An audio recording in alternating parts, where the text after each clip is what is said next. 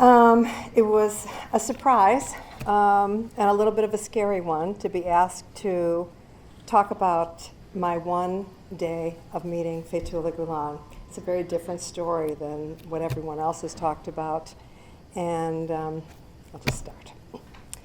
I need to begin with a quote by the 13th century poet we know as Rumi.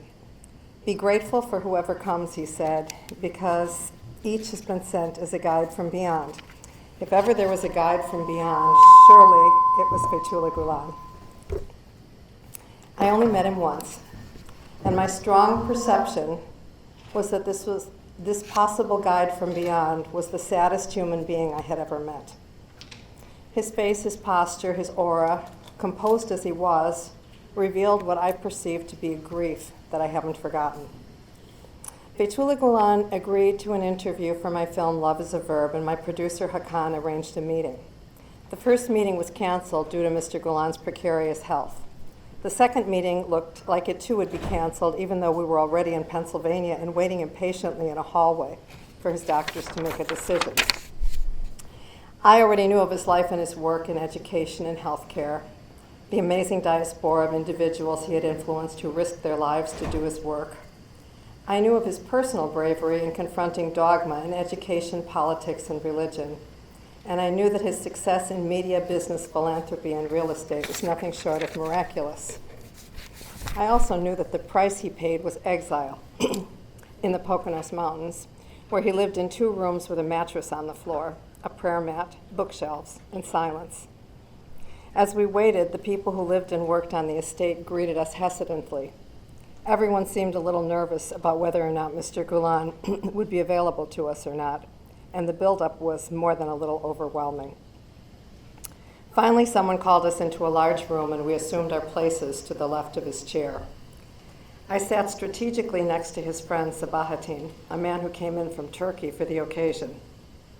The thinking was that in this seating plan, and indeed in Sabahattin's participation, was that if Mr. Gülen was uncomfortable with me, with the interview, that the kind face of his devoted friend would reassure him. Mr. Gülen strode in a few minutes later, but did not make eye contact with me.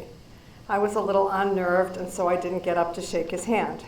So here I was, I remember thinking at the time, in the presence of this revered, reviled, private man with an enormous public influence, and I saw how ill at ease he was with the unknown entity that was me.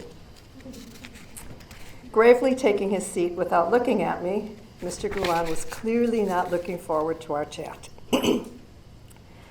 I knew that he lived a life of the spirit, a life of the mind, reading, praying, preaching, and it made me think of my own life, one spent reading and praying, but also of experiences, enthusiasm, of questions, and freedoms lived out loud.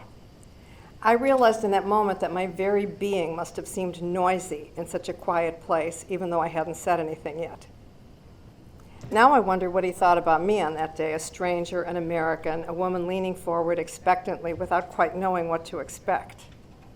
The interview was awkward. I asked my questions in English, Sabahattin translated for him, and then translated his answers for me.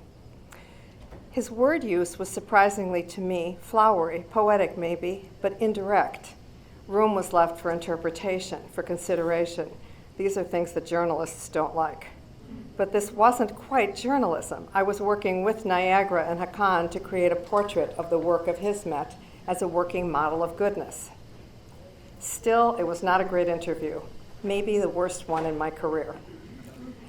I'm sorry to say I've never interviewed anyone who was more uncomfortable with me and maybe the noise that I represent. Yet, the high point was his laugh. Yep, he laughed. Just for a second. I can't remember what I said, but when Sabahattin translated, he laughed, and our eyes met. The guarded chasm of unfamiliarity between us closed a little, and then it opened again almost immediately. It was prayer time.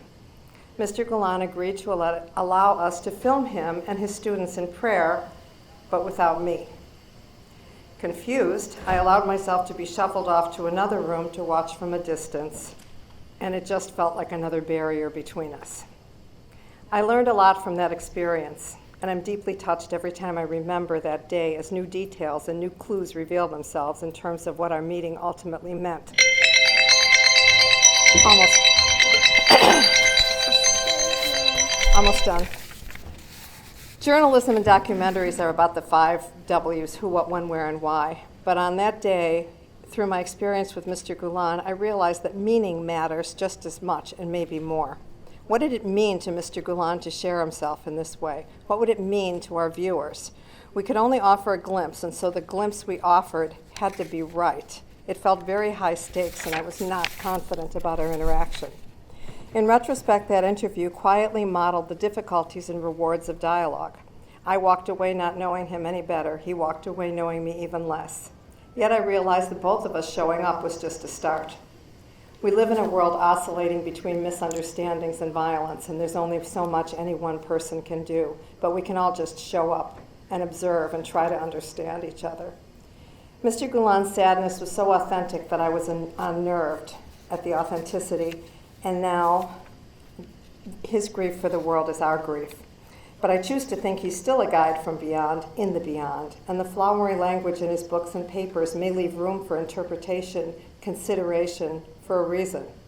Communication is hard and misunderstandings are easy, but trying, showing up, is a kind of necessary kindness. And so I'll close again with Rumi. Our death is our wedding with eternity. What's the secret? God is one.